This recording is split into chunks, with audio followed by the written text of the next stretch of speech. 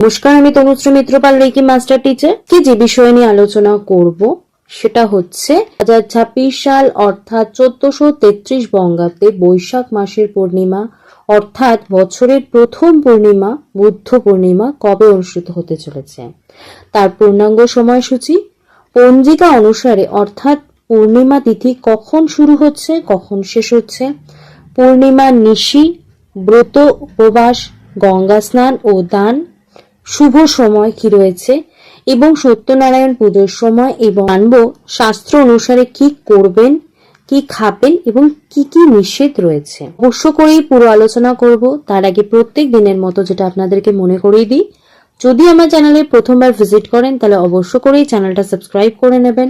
Video ভালো লাগলে একটা লাইক করবেন এবং ভিডিওটি কোথা থেকে দেখছেন সেটা জানাতে ভুলবেন না।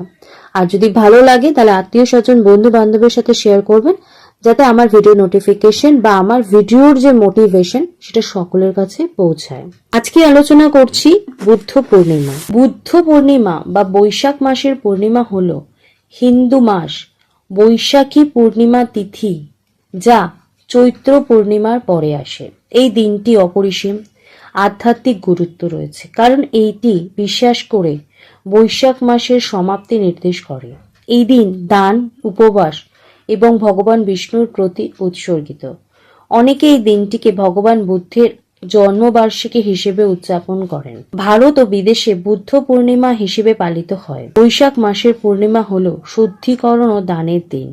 গঙ্গা ও যমুনার মতো পবিত্র নদীতে স্নান ও দান খয়রাত করলে আমাদের আধ্যাত্মিক উন্নতি হয়। নিজের সুখ, সমৃদ্ধি ও ঐশ্বর্যের জন্য ভগবান বিষ্ণু ও সূর্যদেবের আরাধনা করা হয় এই দিন। বুদ্ধদের জন্য এই দিনটি ভগবান গৌতম বুদ্ধের জন্ম ও গতিলাভকে স্মরণ করে।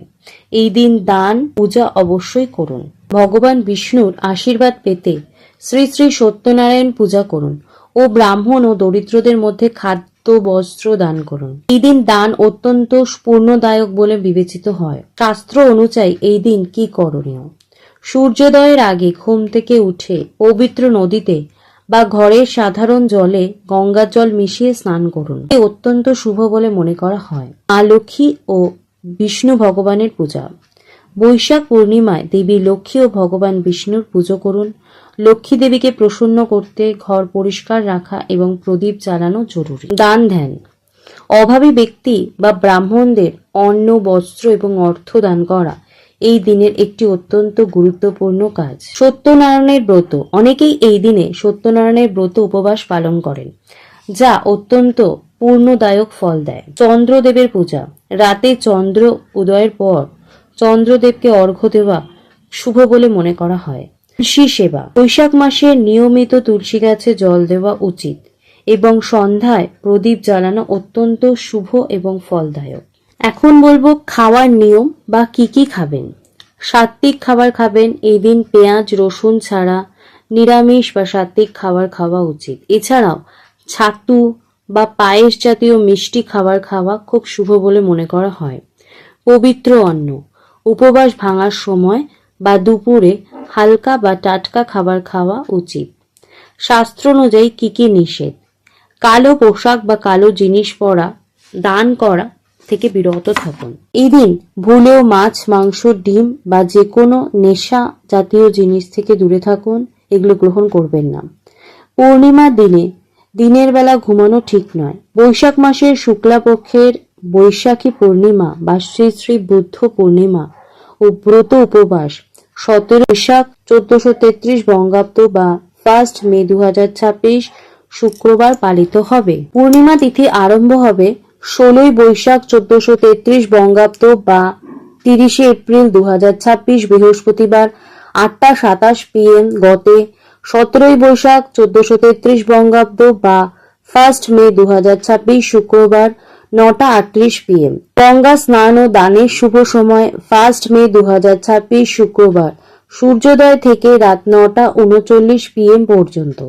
শ্রী শ্রী সত্যনারায়ণ পুজোর সময় 17 বৈশাখ 1433 বঙ্গাব্দে, যা 1 মে 2026 শুক্রবার 5টা 59 PM গতে 7টা 35 PM এর মধ্যে। অমৃত যোগ সময়ক্ষণ রয়েছে 1 মে 2026 শুক্রবার 6:28 AM পর্যন্ত, আবার রয়েছে 7:20 AM থেকে 10:15 AM পর্যন্ত, আবার রয়েছে 12:52 PM গতে 2:32 PM, আবার রয়েছে 4:22 PM গতে 5:59 PM, আবার রয়েছে 7:30 PM গতে 9:09 PM। অবশ্য করেই এই ভিডিও মিস করবেন না, প্রচুর প্রচুর শেয়ার করুন যাতে সকলে এই ভিডিওর বেনিফিটস নিতে পারে।